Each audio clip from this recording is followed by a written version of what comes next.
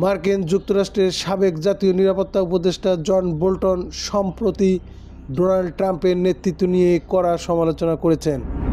তিনি সতর্ক করেছেন যে ট্রাম্প যদি দ্বিতীয় মেয়াদে প্রেসিডেন্ট হন তবে বিশ্ব বড় ধরনের সংকটের মুখে পড়তে পারে। বোল্টন বলেন, ট্রাম্পের সিদ্ধান্ত গ্রহণে গভীর জ্ঞানের অভাব রয়েছে এবং তিনি তথ্য উপাত্ত উপেক্ষা করেন। তিনি কোনো স্পষ্ট কৌশল ছাড়াই পরিচালিত হন এবং তার সিদ্ধান্তগুলো মূলত ব্যক্তিগত সম্পর্ক ও তাৎক্ষণিক চিন্তার উপর নির্ভরশীল। বিশ্বের স্বৈরাচারী নেতাদের সঙ্গে ট্রাম্পের ব্যক্তিগত সম্পর্ক নিয়েও বোল্টন উদ্বেগ প্রকাশ করেছেন। তিনি উল্লেখ করেন, ট্রাম্প চীনের শি জিনপিং, রাশিয়ার ভ্লাদিমির পুতিন এবং উত্তর কোরিয়ার কিম জং উনের মতো নেতাদের সঙ্গে সম্পর্ক গড়েছেন, কিন্তু এই নেতারা তাকে সহজ শিকার মনে করেন। ইউক্রেন যুদ্ধের সমাধান নিয়ে ট্রাম্পের প্রতিশ্রুতি সম্পর্কেও বোল্টন সন্দেহ প্রকাশ করেছেন।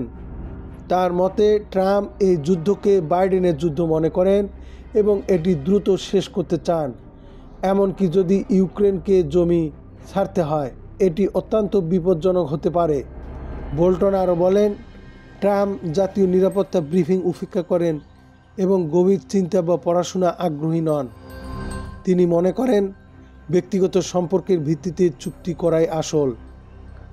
বোল্টন সতর্ক করে বলেন, দ্বিতীয় মেয়াদে ট্রাম্প আরও আত্মবিশ্বাসী এবং নিয়ন্ত্রণহীন হয়ে উঠবেন, যা বৈশ্বিক স্থিতিশীলতার জন্য ক্ষতিকর হতে পারে। বোল্টনের এই মন্তব্যগুলো ট্রাম্পের নেতৃত্বের সীমাবদ্ধতা এবং তার দ্বিতীয় মেয়াদে সম্ভাব্য আন্তর্জাতিক সংকটের আশঙ্কা নিয়ে গভীর উদ্বেগ প্রকাশ করেছে।